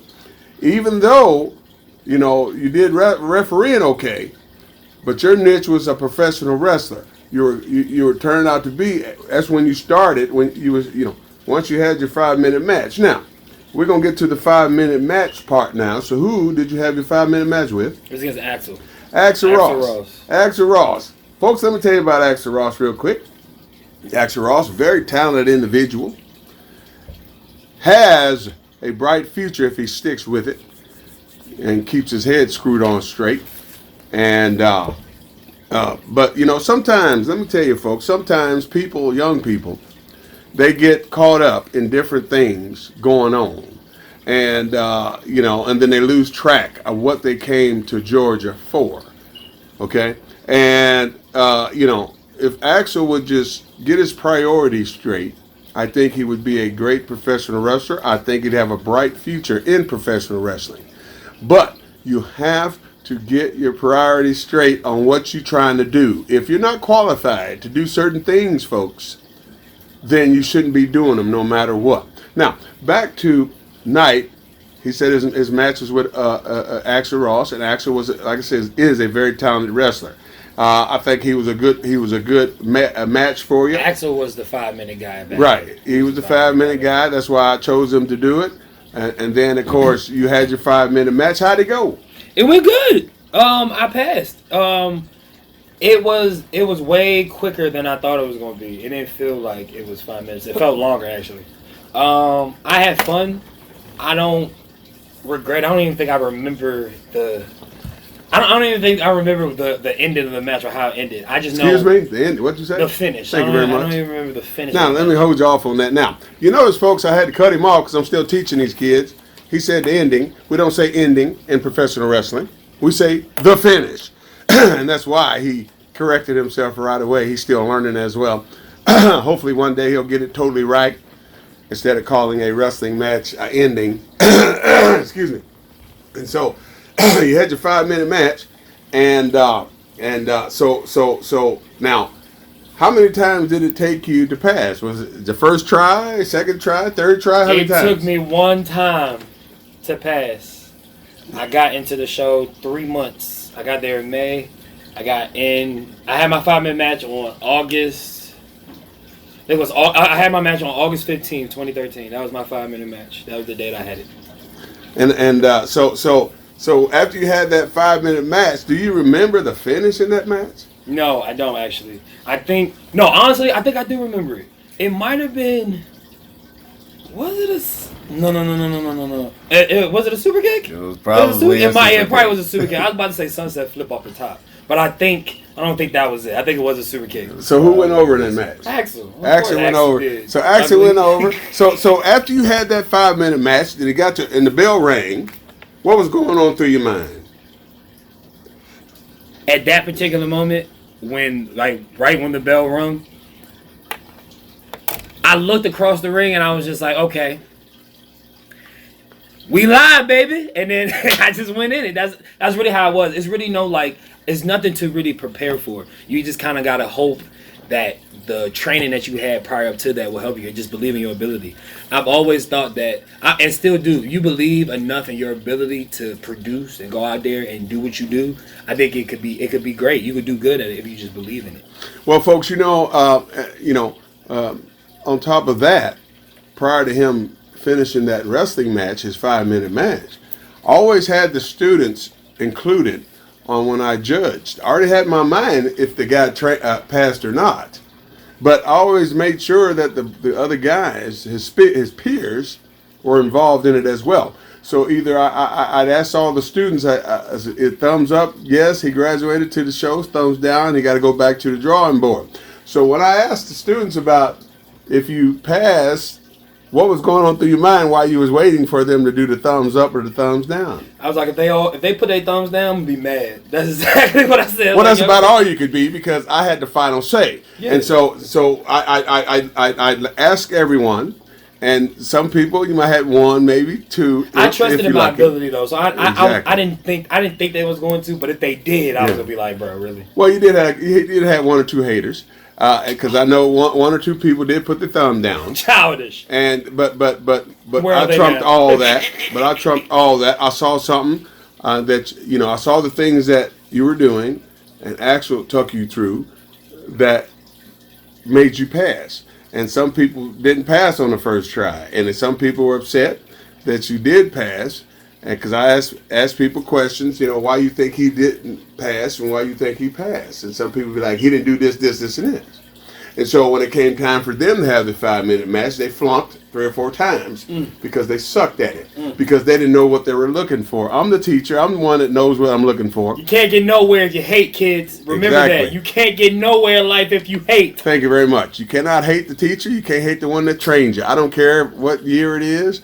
I don't care what you went through. That's like I said in the last podcast. I'm a Christian. I pray for every last one of my students. I don't care if you hate my guts. I don't care if you talk about me. God don't like ugly people. Yes, Lord. And if you talk trash about the trainer that showed you the ropes and you out there making a living, it ain't gonna be blessed, boys. Woo. So if I was y'all, I would repent and move on. Now back to Owen. You've been on fire, boy. You've been spitting. And I'll tell you, once you did your 5-minute match and you graduated to the shows on every Thursday, and cake and ice cream and all that. And you started doing, you didn't have to do no more. I had you do a few more referee matches. And so to get into the show, I had to still ref. Right. The way you had it set up. Do you remember the story that you was in, like how you were introduced into the show? Because last week we talked about how Ghost, we put him up. Well, Hughes had him sit in a chair for weeks and weeks and weeks, and finally Barron was talking all that mess. I do remember that. And then finally, once he moved, the crowd was shook. So how were you introduced into the show? I think at the time, I want to say, at the time, I think Kier was the backstage interviewer. I think she's general manager. She became general manager. Okay, she got promoted to GM. And Axel and Rick Ryan was in a big time feud at WWA 4. And I think I came out to make the rescue for her because I think she had made a decision. I think Rick was about to cash her with a chair. I came in, made the save, and then I got dumped. I think that's exactly what happened. And then they left, did they little too sweet little thing, and then went about my business. And then I wrestled Axel the next week. Okay, so then that's how right, and so you were moving right along, man, in your career there at the WWA 4. Every now and then I'd have you come up and do some promos with me, doing my color. I did commentating, and I brought you up to just teach you the ropes as far as how to talk, how to communicate with the fans behind the mic, behind the camera. You guys worked on promos. You did great promos. You and the ATLien as a tag team. You started doing tag teams with the ATLien, things like that. It should be the greatest hits. And so as a team, you guys did great work. And then finally, after that, I decided that you was ready to go on the road and start doing shows outside the school. Now, prior to you going outside the school, me taking you on shows and getting you booked, what was your thought on traveling? Because a lot of young people, that's the thing. They don't like to get on the highway and go on those long journeys. And most of the time, people, when I got booked, I got my students booked on some shows with me because my job as a trainer and teacher is to teach these kids how to do business, how to do stuff on the road, how to survive on the road, how to deal with promoters and get their money. And so with you going on the road, I took you on some long journeys, and I'm pretty sure you got a story or two to tell about when you travel with Mr. Hughes. It's always a fun thing to do when we get on the road, folks, because that's what it's supposed to be, an adventure. And you're supposed to have fun. So you can have stories to tell your kids when you get older and so forth and so on. And so with you, did you enjoy traveling, or you just want to just go to sleep and like Chad Skywalker? He stay up all night long and get in the car and sleep the whole daggum trip. So what was your angle? When I get in the car, I go to sleep. I'm not gonna flex. I'm not gonna lie. Some of the time you got to get there somehow, especially like first starting off into the rest of the business. You can't just like go and just fly out. Like you ain't got the bread like that. You know what I'm saying? Unless you blessed. But you gotta do what you gotta do. I got in the car and I went about it. I was never the one to always be. I was never the one to be. I was gonna stay up. Once I get in the car, I usually have a couple comments, and then after that, you ain't gonna hear me for the rest of the ride. Okay, so you get to the building. This is your first outside the school gig. This is in Ohio. Right. What was going on through your mind once you got to this gig? You're like, man, this is my first show outside the school. My first payday. Tell us about it. I felt I was nervous. That's when I was really, really nervous. I got used to performing in front of the WWA 4 crowd like every week. So this was the first time I was actually stepping out of not just the state, but just out my comfort zone. I wasn't wrestling in front of the same 20, 25 people. this was like I think the crowd that we wrestled from, I think it was like maybe 300 to 400 people maybe, and I wrestled my 5, and I was nervous, but again I was in the ring with my 5, who at the time back then when A4 was, you know, to me I think the best ever.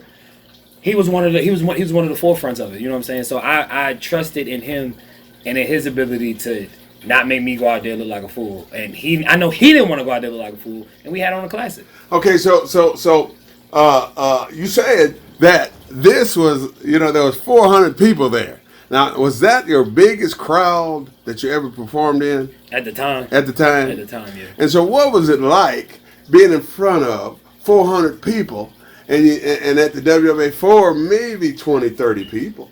So what was the difference between there and the WWA4 shows? And for the WWA4, for those who went to the school and to the shows back in about 2013 to about 2016, it was such a small area. So it was 2 rows of seats, and I think each row had maybe like 3 rows. It was 3 rows. I think they had about like 10 chairs each. So it was a small area.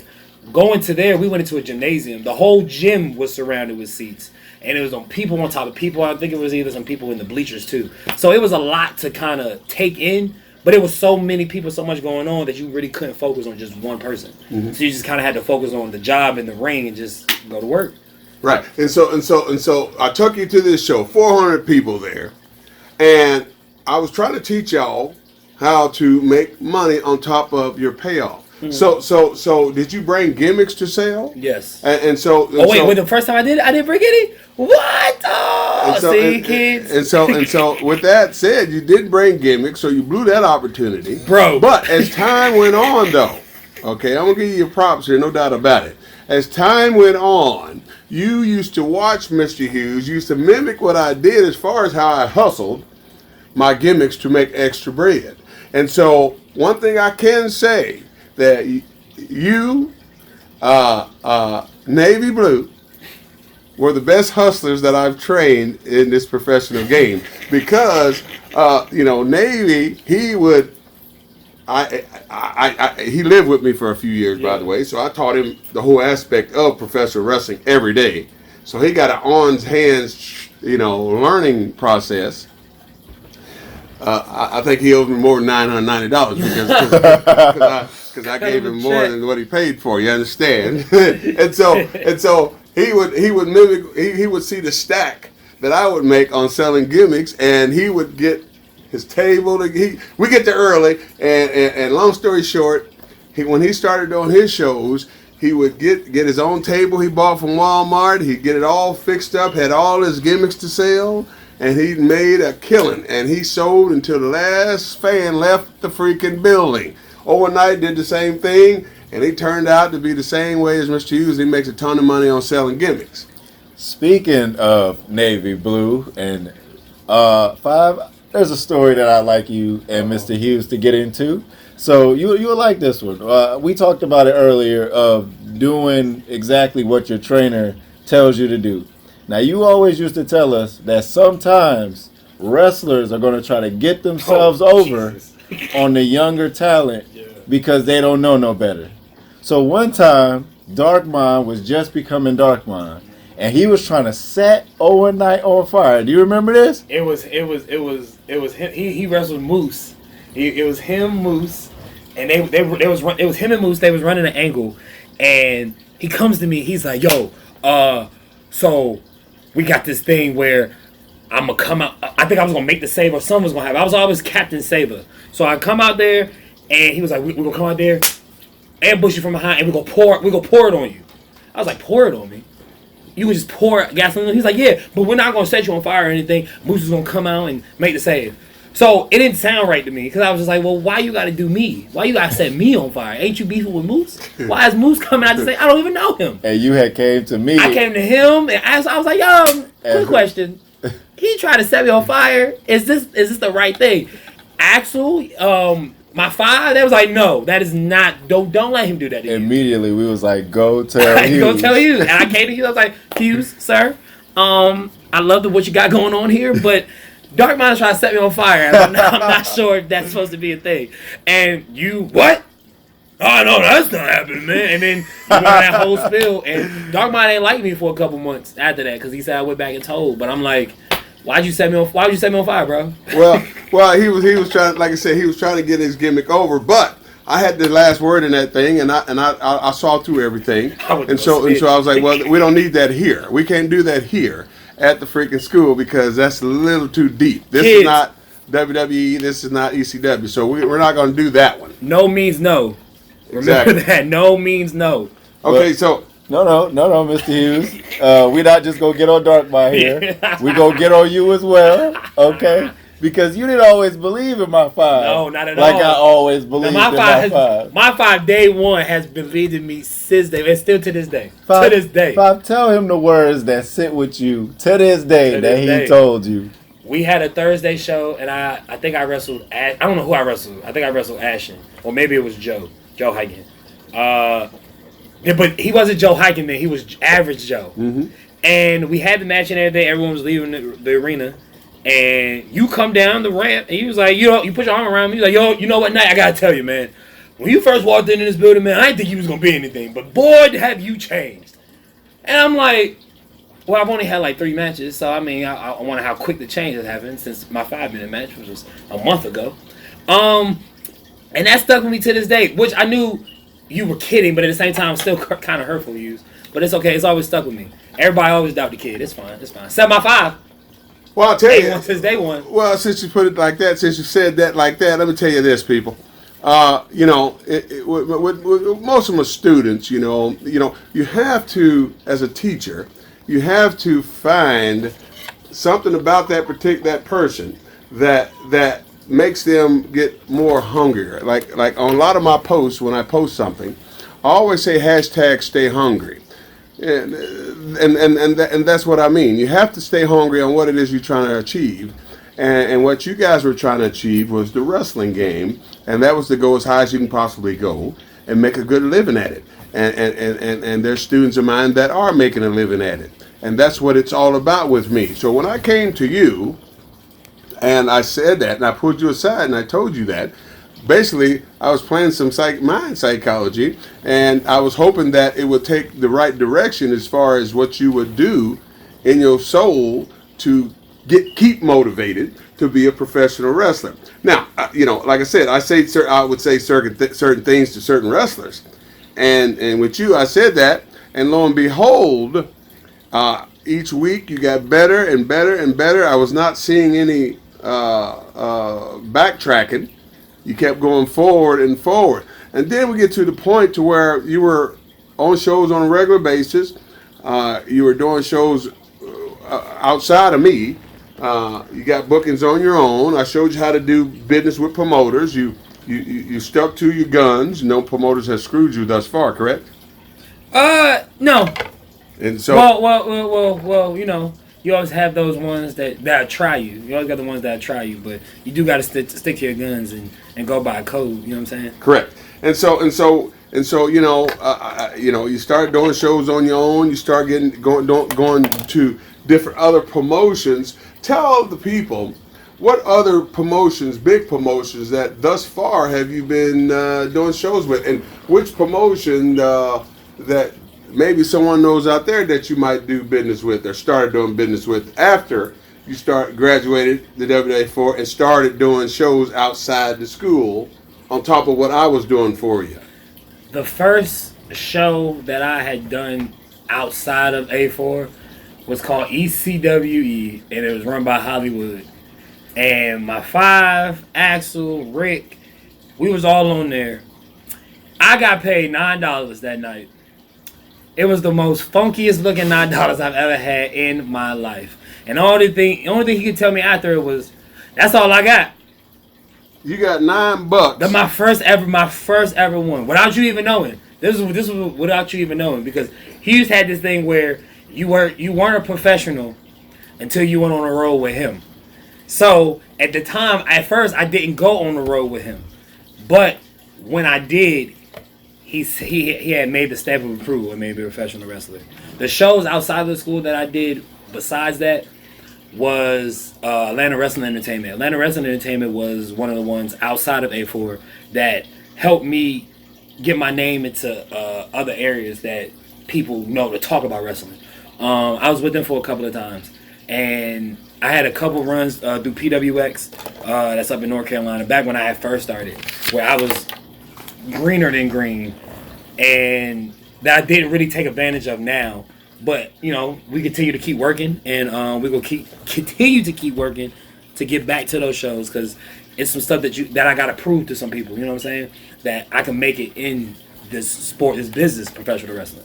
Well, and as well as folks, like I said, I know a lot of people in the business and different promotions in the world of professional wrestling, and last week, SP the Ghost was talking, and he had his gig in Ring of Honor and Reality of Wrestling. And same with you, I got you a shot with Booker T at Reality of Wrestling. Tell us, what was it like when you went down and had your opportunity to go work and meet, Booker T? Tell us about it. When I had my shot, Booker T wasn't there. He was actually on the road with WWE. I met Charmaine, and Charmaine is very, very nice. She was very, very nice. Such a great woman. It was a hospitality vibe all the way around. I was taken care of, and it was professional. And again, it was another platform outside of A4 and Atlanta Wrestling Entertainment that hadn't seen me, and I appreciated the opportunity. So I had fun working. I remember you told me Booker T had seen one of my matches prior to that, and he said that I liked it. So I had fun, and I enjoy it, and I can't wait to go back and go to work there again and put the work in, Well, he was, he liked your work. He's very impressed with it.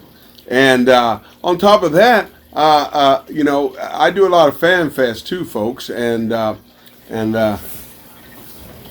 took, I've taken Owen on different fan fests like Dragon Con, WrestleCade, things like that, and a lot of different stars be at those fan fests, and one in particular, Owen has spoke of earlier, was his reason, the guy that inspired him to be a professional wrestler, and that was Edge. And I was at the fan fest, and Owen was there, and he came to me, asked, because he knew Edge was going to be there, and he asked me would it be okay if he got to meet Edge. I said, of course, because I knew Edge my days in WWE WWF at the time. And I know, I've been in business a long time, so I know a lot of wrestlers, period. And I wrestled a lot of stars. And he asked me, would it be okay if I would introduce him to his idol, which was Edge? And I said, of course. And so we mosey on over. I told the guy at the table, watch my stuff. That's not what happened. That is not what happened. And so, Owen came over to me and asked if he could meet Edge, correct? Yeah, I mean, no, that part's right, but we didn't mosey on over there. What originally happened was we got there early, and I was like, man, the only other person I really want to meet here is Edge, and I don't see him. So we go through the whole day. All of a sudden, I look at the corner, I see a big-ass 8x10, and it's Edge on there. So at the time, I didn't think he was at the table. I didn't see him on the table. I just saw the picture. So I was like, where's Hughes? When Edge comes, I'm going to go get a picture with Edge. Not knowing he's already in the building. So time goes on, I make my lap around the WrestleCon because there's a lot of other people there. I walk past the table. I see Christian because it's him and Christian set up. Once the fat guy in front of me moves out the way, it was like a movie. Once he moves out the way, I see Edge. It's like a light. So I am losing my mind. So I run. I pin pattern. I go to Hughes. I'm like, Hughes, you did say we could meet somebody, and I want to meet Edge. So Hughes, we didn't mosey around over there. Hughes was like, well, where is he at? I said he's over there signing autographs. Oh, let's go. He just gets up. He gets up and leaves. He leaves me like 15, 20 steps ahead. I'm standing there. I'm like, well, I got to go. So I'm walking. At this time, I'm walking behind. I'm about 20 steps behind Hughes. And in my head, I'm singing his theme song. So I'm like, oh, my goodness. I'm about to this thing. I'm thinking. Edge has a line from about as long as a football field. The word Mosley is stretched because Hughes walks from the end of the line through the front, cuts through the guy as he's in mid. Hey, would you sign this? They be like, oh, excuse me. Hey, and I'm thinking Edge is gonna be like, sir, you gonna have to wait us out of third. Edge looks at him. He said, what's going on, Mr.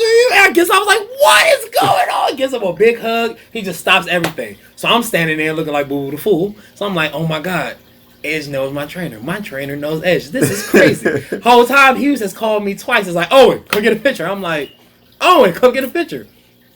Oh, okay, you called me. So I ran over there, and I had the biggest smile on my face, and I said the most cliche stuff to him that I was just like, oh my God, you're the reason I wanted to wrestle. Nothing I had in my head. What I was going to say to him, I said none of that. And I took a picture, and it was cool. He liked it, and it was dope. It was dope.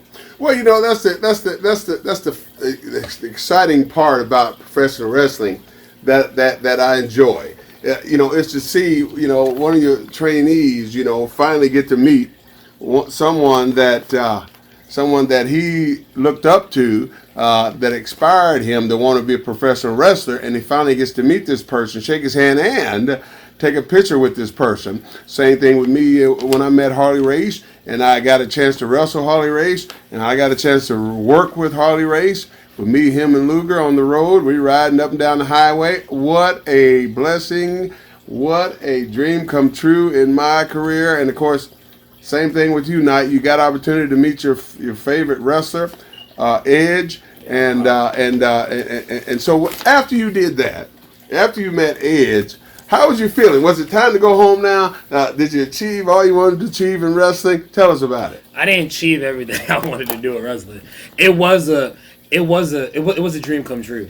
It was a surreal moment. I remember watching him since he started, and for me to just see him in person was just crazy. It was one of those moments that I would never forget, bro. And I got a picture to prove it. It was dope. I had so much fun.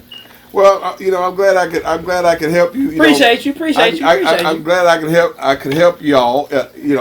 Meet the person that inspired you to be who you are today. Next time I meet him, we gonna rap. We gonna have a conversation. Exactly. And so after we left from there, so tell me what. Let's go into the gimmick part, okay? So because we ain't been down that road yet. Okay. What is Owen Knight's character? Tell everybody about it. I'm the working team captain. And what is a working team captain? What is a... Well, A is me. I'm the captain of the working team. And with the working team, I strive to be... Hold on, because I wrote it down, because this is the part that I did not want to mess up. Hypestar, that's my email address.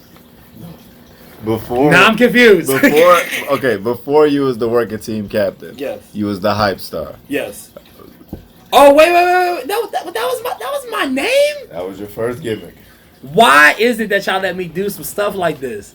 So it was I tried to be the Black Edge. I had like the parental advisory logo, and I was kind of like rebel, but I couldn't curse because you said we couldn't curse. So I would just so it was kind of me just not. I did like pretty much every move that Edge did except the spear. I think what I used was like the code breaker. I knew the code breaker was the finish that I had originally started off from. So that's the home code. I'm not hype star. So you modeled yourself after Edge at the beginning. But then eventually you kind of came into your own. Tell us about that. Well, my five and I had a conversation, and my five wanted to figure out where could we go from hype star, from the parental advisory to what else. And my father had an idea to where we were trying to be the president gimmick. He wanted us to. I was gonna be like the Barack Obama of wrestling, but like mix it with kind of like Drake. It wasn't just me. I wasn't feeling the suits and the tie, and I didn't think it was me. I couldn't talk like Obama. Every time I pointed, I used my finger. I could never use my thumb. We went to a Burlington Coat Factory. And we took off the rack. We took some suits off the rack, and we went into the changing room together. Taking pictures. And we took pictures real quick, and we put them back, and then we went back and I edited it to look like the Obama's, like not the red, white, and blue. The change logo he had. Yeah. The change logo he had. And his thing was gonna be hope. Mm-hmm. No, it was gonna be work. It was gonna be work. Like we always had the vision for the working team was always gonna be like it was always gonna be the working team. We just had to figure out how to bring it to the forefront so people could see it. So I told my father, I was like, yo, Five, once we took the pictures and everything, I was like, yo, I'm not really feeling this. Mm-hmm. Once he finally, because he would say ideas and I'd be like, yeah, that's cool. So I never really told him until I think he was sitting in his living room one day and I was like, yo, I don't really want to be the president. I can't really do this. So my father went back to the lab and got more in depth. And we started to look at pop culture outside of wrestling. What if pop culture is on and popping? And one of the things that's on and popping in pop culture was sports. That's always been a thing. Mm-hmm. And we go to each, department and areas of sports, and we found Floyd Money Mayweather. He has the money team. You know what I'm saying? He's really the only one on the team that really has money. But he provides the money for his team, which is his family, his staff, and whatever. And he puts on hard work and dedication. That's what you do. And the working team, I'm the hardest working person trying to work for people just like me. And I go to work. Mm-hmm. So what is this 5 thing? What is that? I noticed you be calling him. I go right to that. Well, I'm just curious because you said 5 about 10 times. Yes, sir. And I'm pretty sure the fans would like to know, what is this ATLien you call 5? What is that? ATLien, my 5 is my right-hand man. That's my brother. That's what that means. He's right-hand man. He is always on call if I never need anything or we have to talk about wrestling or have to talk about life or gimmicks or ideas. I go through my 5. I go through the lab. Dr. Dre is what they call him.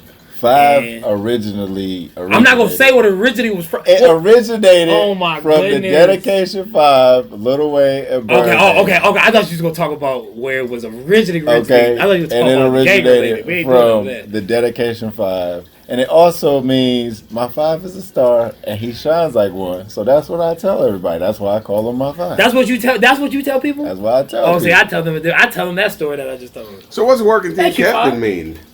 What's that mean? Working team captain. You just what is that? explained the working team. You did. Well, I didn't That was the first thing we explained till you jumped into the 5. No, you did. You was about to. Okay. I was about to. So the working team, I strive to be the hardest working person in and out of the ring, and I'm willing to go to war with anybody that want to prove me wrong. That's the working team. So the working team is just the people that I stand up for in my team. That hard working. Wait, hold on. Let me get it right so I can say it right. The working team is the people that I stand for that works just as hard as I do. Mm-hmm. There's a lot of things that people do in this life, in anything that they do, they don't work hard for. They just expect things to be handed to them. And that's the aspect that some people kind of lose and don't value anymore is the hard work. People just think you could just get up and just go and just have stuff handed to you, and it don't work like that. People lose the work aspect of it. Mm-hmm. I think if you work for something and you hard work and dedication for it, bro, it'll pay off. It may take longer, but once you get to the end of the rainbow, you get to eat and spend money and do everything you want to do in your wildest dreams. You just gotta work for it. No doubt about it. And folks, right now I could say that Owen is, as a podcast host, it's great to have one of my students on here like yourself. And I'll tell you, man, I'm trying to remember if I did mention that I did use once you got all your training going and this and that, you were my go-to guy as far as when guys had their 5-minute match. I went to you after Axel. After you had your match and you did all you graduated to the shows, you started doing shows outside the school, you became a professional wrestler. But when you start getting paid, you're not a professional wrestler, folks, until you start getting paid a certain amount of money. Okay, so anybody that gets $5-10 ain't no professional wrestler yet, in my opinion. It has to be a certain amount of pay and has to be outside of any facility that has more than 10 people. Period. All right, so once you started, after I got you started, I had you start doing shows. You were my go-to guy for 5-minute match people. Tell people, was that a lot of pressure on you, man? I just like to know, how did you feel about becoming my go-to guy as the 5-minute guy? At first, I looked at it as I'm holding this person's dream and ambitions in my hand, and I cannot mess up and make them look bad, because if I do, their dreams might be crushed. That's originally what I first thought about it. But once I stopped overcomplicating it and actually just being myself and working, it went fine.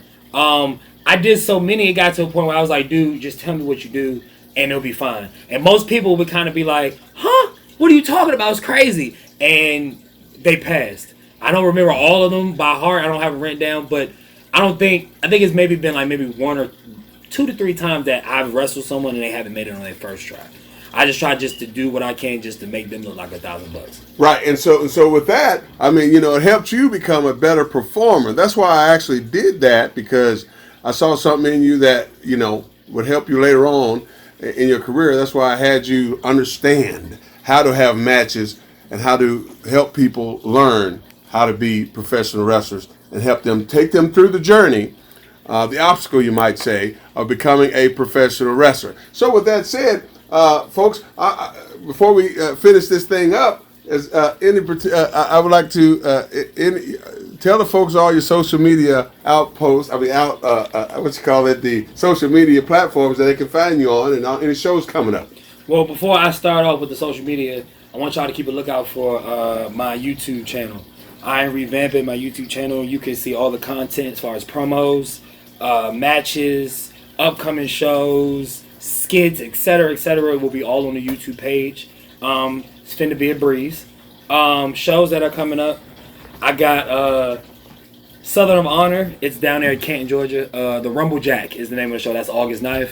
I have Viral August 10th against Shaheed for my Outbreak title, which I dropped that fire today on IG, which is at TWTCAPT. Give me a follow. Go like the promo. Watch the promo. Share the promo. All work is easy work. I'm on Facebook as well as Owen Knight. Twitter, I really don't get on Twitter, but you guys can't follow me. And maybe by you guys follow me on Twitter, I could get on Twitter at TWTDC. At TWTDC on Twitter. All right, folks. Yes, you just heard from Owen Knight. Great talented individual. Great to have him on Total Protection Podcast. Also, too, folks, if you like to reach Total Protection Mr. Hughes on my social media platform, Total Protection Mr. Hughes on YouTube, follow me, subscribe, please.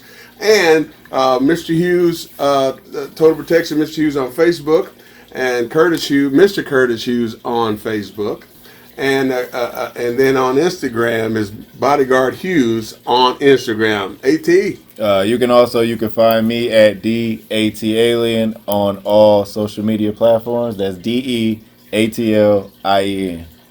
And of course, one more thing from Owen Knight before we conclude this podcast. You have anything else to say there, Owen Knight, before we leave? Any shout outs to anybody? Shout out my 5 for always believing in me. Hard work and dedication. All work is easy work. Get to it. Stop being lazy. Let's get to work. All right, folks, and don't forget, Total Protection Mr. Hughes' book will be coming out soon, so stay in tune and listen for it, and go get one. And if I see you, I'll be glad to sign it for you, no doubt about it. Can folks, I get one? For Total Protection Mr. Hughes, the ATLien, and Owen Knight, thank you for listening to Total Protection Podcast, and we'll see you next time here at the Total Protection Podcast. Goodbye, everybody. Neighborhood.